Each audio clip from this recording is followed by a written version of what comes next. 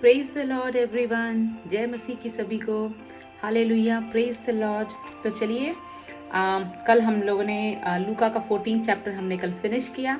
आज हम लूका का 15 चैप्टर हम स्टार्ट करेंगे और 14 चैप्टर तक हमने कई सारी दृष्टांतों को देखा, चेले बनने का मूल्य देखा, हमने बड़े भोज का दृष्टांत देखा, हमने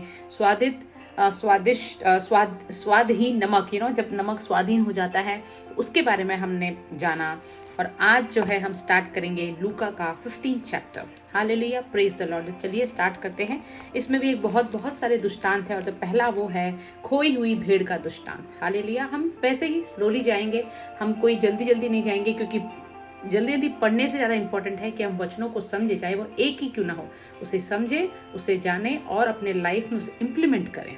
hallelujah, praise the Lord. 15 chapter.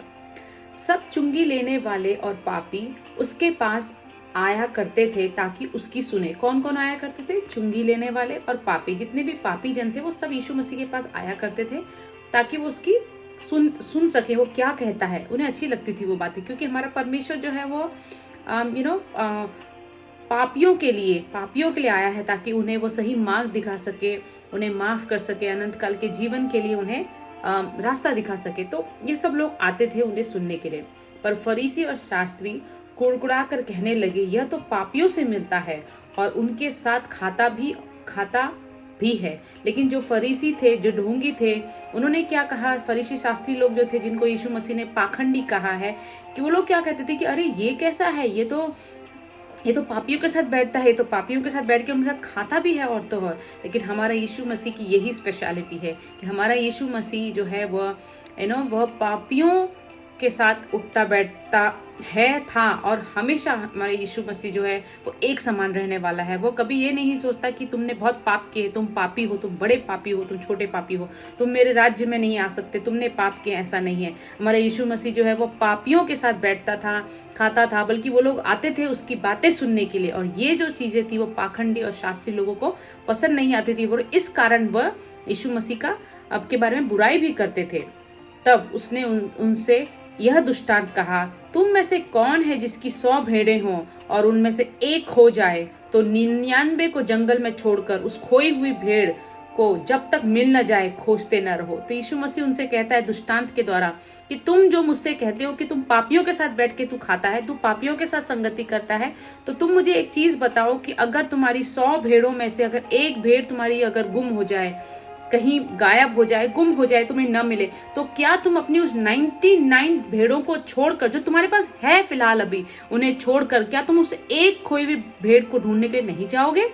तो यीशु मसीह दृष्टांत के द्वारा उनसे कह रहा है कि मेरे पास हैं, जो पाप नहीं करते, जो धर्मी जन हैं, वो है मेरे पास। लेकिन मेरा अगर एक भी बच्चा अगर पाप में पड़ता है तो मैं उस एक भेड़ के समान, जैसे तुम ढूंढने जाते हो, मैं अपने बच्चों को, अपने बेटे, अपनी बेटियों को, चाहे वो एक की मात्रा में क्यों ना हो, चाहे वो पापी ही क्यों ना हो, लेकिन मैं चाहता हूं कि वे भी मन फिराएं और परमेश्वर के राज्य में आए और उन सारी आशीषों और ग्रेस के भागीदार बने।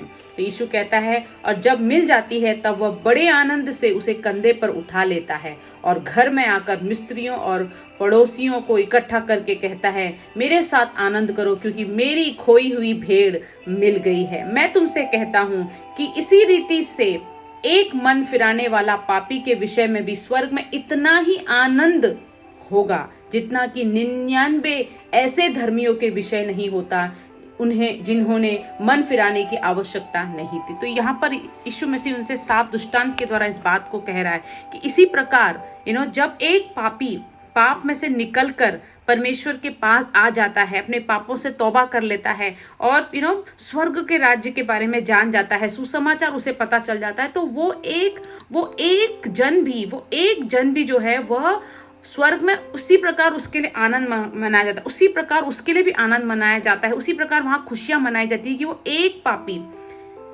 जो पाप को छोड़कर परमेश्वर के राज्य में आ गया। तो जिस प्रकार एक चरवाहा जब अपनी 99 को छोड़कर, जैसे जैसे यीशु ने उनसे एग्जाम्पल कहा, तो वो इतना खुश हो जाता है कि उसे कंधे में उठा के लाता है और अपने आस पड़ोसियों को बताता है कि आज मेरी ये भेड़ खो गई थी, लेकिन संभव मैंने ढूंढा और मुझे मिल गई, तो चलो आज मेरे साथ आनंद मनाओ। उसी प्रकार यीशु कहता है मेरे लिए मेरा एक बच्चा, एक बेटा, एक बेटी भी जो पाप में है, अगर वह अपना मन फिराए और परमेश्वर के राज्य में आ जाता है स्वर्ग में, तो स्वर्ग में वैसे ही आनंद मनाया जाता है उस एक के आने से भी। क्योंकि यीशु मसीह के लिए हम सब समान हैं, वो बायस्ड परमेश्वर नहीं है, वो सब हम समान हैं, वो सबसे प्रेम करता है और वो चाहता है कि एक जन भी शैतान के हाथों से मारा ना जाए, शैतान के हाथों से बर्बाद ना हो, शैतान के चुंगल में न रहे, बंधन में न रहे, बीमारियों में न रहे, तकलीफों में न रहे, डर में न रहे, लेकिन वो चाहता है कि मेरा हर एक बच्चा अनंत काल का जीवन पाए, शांति पाए, ग्रेस पाए, खुलकर जिए, स्वतंत्रता से जिए और आनंद से भरा रहे। तो यीशु मसीह इस एक खोई हुई भेड़ के दुष्टांत के द्वारा यह बताना चाहता है कि उनके लिए सब एक समान है और वो पापियों को तो ज्यादा प्यार करता है और ज्यादा वो चाहता है कि वो उन्हें बचाए। Hallelujah, praise the Lord. तो हम लोग कितने ब्लेस्ड हैं और आनंदित है कि हमारा यीशु मसीह जो है वो हमें अलग नहीं समझता, हम सब पापियों को वो अलग नहीं समझता, वो एक समान हमसे प्यार करता है, हमें चाहता है। Hallelujah, praise the Lord. इसी के साथ आज हमारा 15th चैप्टर का हमने 7th तक हमने कंप्लीट किया, 1 to 7। कल हम फिर मिलेंगे नए वर्स से हम स्टार्ट करेंगे, दैट इज 8th के साथ। तब तक आप सभी इस वचन को पढ़े, वापस से मनन करें और अपने लाइफ में हमें इसे इम्प्लीमेंट करना है। हालेलुया, प्रेज द लॉर्ड और आनंदित रहे। जय मसीह की। God bless you all.